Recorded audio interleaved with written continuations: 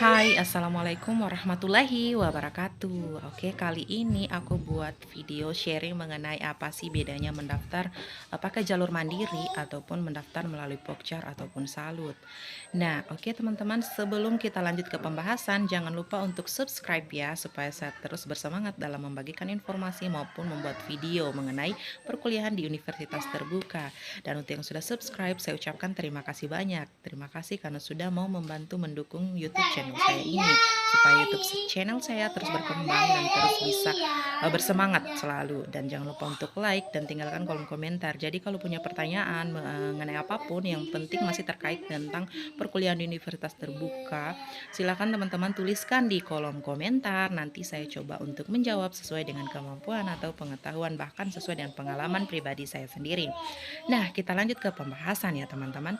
Jadi kalau kita mendaftar secara mandiri itu berarti kita melakukannya semua secara sendiri, baik pendaftarannya, pengurusan registrasinya, dan lain sebagainya.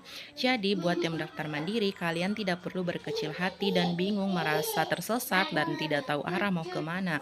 Jadi kalau kalian ingin terus mengetahui jadwal update mengenai perkuliahan di UT, kalian kan ketika mendapatkan buku yang dikirim ya dari UT Pusat ke rumah kalian masing-masing, itu ada disisipkan namanya kalender akademik. Nah, di kalender akademik itu akan menjadi rambu-rambu ataupun acuan kalian dalam melihat jadwal-jadwal yang akan kalian lewati nantinya dalam satu semester. Nah, bagaimana untuk mengetahui jadwalnya secara pasti? Maka teman-teman silakan menfollow IG UT daerah kalian masing-masing. Misalkan kalau kalian terdaftarnya di UT Kendari, misalnya contoh ya di Kendari ataupun mungkin UT Makassar, UT Manado, maka silakan untuk memfollow akun UT masing-masing, UT daerah tempat kalian terdaftar. Jadi silakan follow akun Instagramnya dan juga jangan lupa untuk memfollow akun fanspage-nya karena biasanya UT daerah masing-masing akan selalu mengupdate, akan terus memberikan informasi mengenai jadwal maupun tempat kegiatan baik itu OSMB maupun PKBJJ, bahkan untuk ujian akhir semester yang berbasis ujian tatap muka maupun ujian online, semuanya akan diupdate dan diposting di akun UT kalian masing-masing, khususnya daerah ya. Tapi kalau teman-teman masih bingung juga, silahkan teman-teman juga mungkin bisa memfollow UT Pusat, silakan juga boleh kalian searching sendiri. Jadi kalau kita kuliah di UT itu kalau yang daftar jalur mandiri, kita harus punya kemampuan literasi informasi dan juga literasi digital yang baik ya. Walaupun kita tidak terlalu update mengenai teknologi, paling tidak kita sudah tahu bagaimana cara untuk searching informasi baik melalui googling, YouTube, Instagram dan lain sebagainya. Jadi kesempatan kita untuk memaksimalkan media-media yang ada untuk bisa mendapatkan informasi. Jadi jangan menunggu untuk diberikan, tapi kita kembangkan sendiri pikiran kita kembangkan sendiri keingintahuan kita. Jadi kita harus mampu mengembangkan apa yang sedang ingin kita ketahui. Nah, berikutnya yaitu yang mendaftar di Pokjar maupun di Salut. Tadi ya, kalau di Mandiri kalian bisa mendaftar langsung di laman sia.ut.ac.id ataupun kalian bisa langsung datang ke kantor UT daerah masing-masing, kantor UPBJJ UT masing-masing, karena di setiap provinsi itu sudah ada yang namanya UT daerah ya. Jadi silakan searching misalkan UT Kupang atau UT Kendari, UT Manado, UT Medan, UT Padang ataupun UT Papua, itu semuanya ada.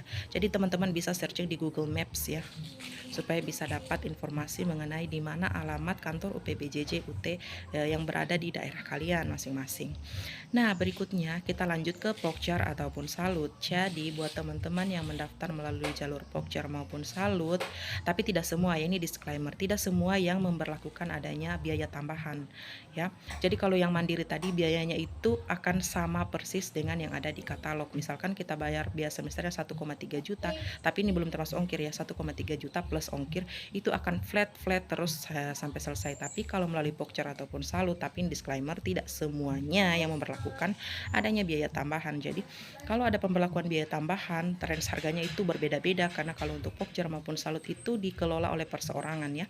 Jadi kalau misalkan Pokjar Salut itu ibarat kata dia subunit atau agen dari UT daerah kalian. Jadi kalau misalkan ada biaya tambahan ya tapi tidak semua, ada yang menggratiskan juga ya. Tapi kalau misalkan ada biaya tambahan, berarti itu kemungkinan besar untuk biaya administrasi ataupun biaya-biaya akomodasi ataupun apapun itu. Karena kalau di Pokjar biasanya itu kalian dibantu pemberkasan, dibantu peregistrasian, dan dibantu segala macam segala sesuatu untuk mendapatkan informasi ataupun apa. Tapi kalau misalkan kalian tidak ingin ada biaya tambahan, ya kalian bisa melakukan pendaftaran secara mandiri dan kalian melakukan searching atau pencarian informasi mengenai seputar jadwal yang akan kalian jalani. Jadi ini tergantung dari kemauan kalian masing-masing. Tapi kalau saya pribadi, saya ambil jalur mandiri karena kebetulan kalau jalur mandiri biayanya kan sesuai dengan yang ada di katalog kurikulum. Jadi kalau misalkan